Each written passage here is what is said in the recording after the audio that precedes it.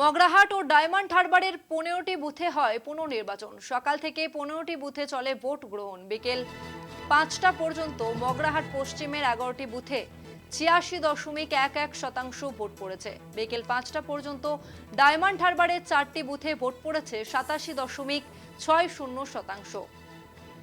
15টি বুথে সব মিলিয়ে ভোট পড়েছে 86.90%।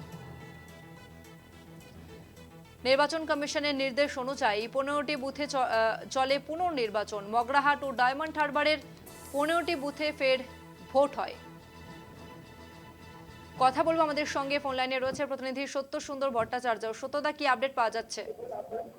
দেখো, এখনো পর্যন্ত যেটা জানা যাচ্ছে যে 86%-এরও বেশি ভোট পড়েছে এই 15টি বুথে যেখানে পুনর্নির্বাচন হয়েছে। তার মধ্যে মগরাহাট পশ্চিমের 11টি বুথ রয়েছে এবং ডায়মন্ড হারবারে 4টি বুথ রয়েছে।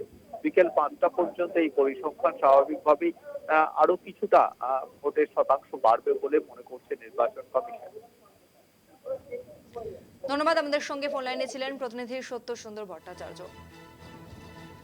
মগরাহাট ও ডায়মন্ড হারবারের 15টি বুথে ফের পুনর্নির্বাচন এবং সকাল থেকে 15টি বুথে চলে ভোট গ্রহণ। বিকেল 5টা পর্যন্ত মগরাহাট পশ্চিমের 11টি বুথে 86.11% ভোট পড়েছে।